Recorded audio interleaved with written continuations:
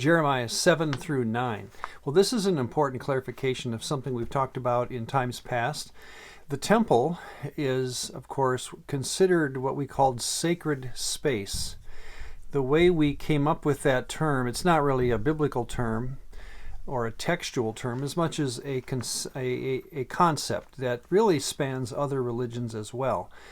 The idea that the temple has these graded areas of sanctity, the farther you get into the building, which was the presumed presence of God, the more you needed to be cleansed or ritually purified, because again, it's considered a dangerous thing to approach a holy deity.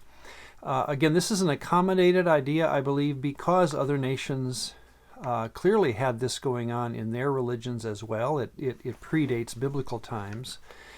And it's also very important to understand, I believe, that the reason we can consider this an accommodated idea is that God can get rid of it. God can, by his own decision, decide how to handle what we consider to be, and even what the Bible would, or the biblical story would allow to be considered sacred space. In that light, let's read Jeremiah 7, beginning in verse 1. The word that came to Jeremiah from the Lord, saying, Stand in the gate of the Lord's house. So Jeremiah is told to stand at the opening to the temple, apparently, and proclaim there this word, and say, Hear the word of the Lord, all you of Judah who enter into these gates to worship the Lord.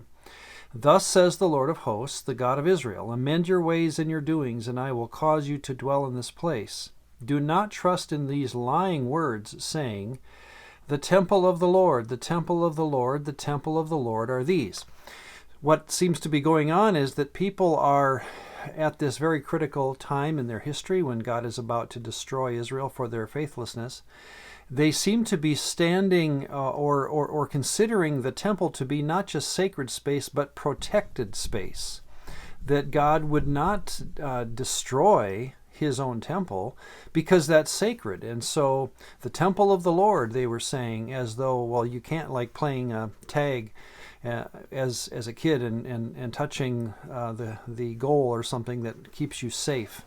They were considering this sacred or a safe space from God's destruction. And of course, God would have none of that. We read on in verse 8, starting in verse 8 of chapter 7.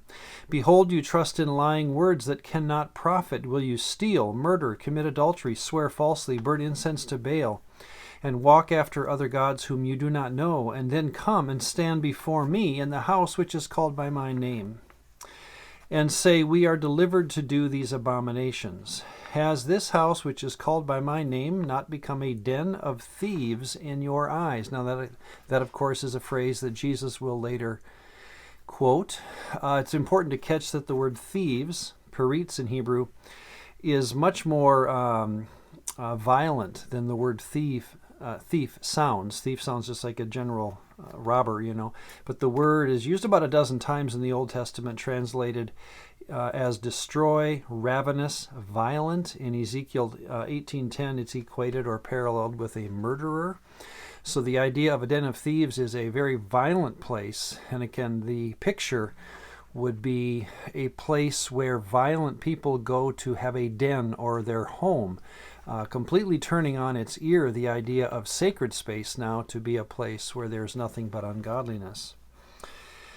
Behold, I, even I, God continues to say, have seen it, says the Lord, but go now to my place which was in Shiloh. Now what he says then is, remember what happened, and this is in 1 Samuel 4 and 5, that the city of Shiloh, which had the Ark of the Covenant in, God turned his back, as it were, on the sacred object of the ark and allowed the Philistines to capture it.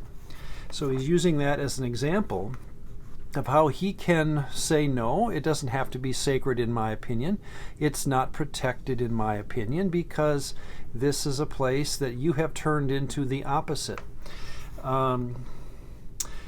where I set my name at the first, at Shiloh, and see what I did to it because of the wickedness of my people Israel. And now because you have done all these works, says the Lord, and I spoke to you, rising up early and speaking, but you did not hear, and I called you, but you did not answer. Therefore I will do to the house which is called by my name, in which you trust, and to this place which I gave to you and your fathers, as I have done to Shiloh.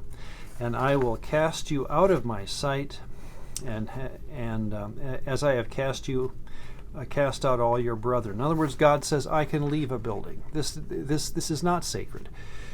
Yes, I'm presumed to live there, and in that sense, the idea of sacred space is something that can be accommodated, has been in the history of Israel, but at any time, God has the right to turn his attention away from this building, as apparently sacred as it was considered to be, and God can say, no, it has ceased to become sacred.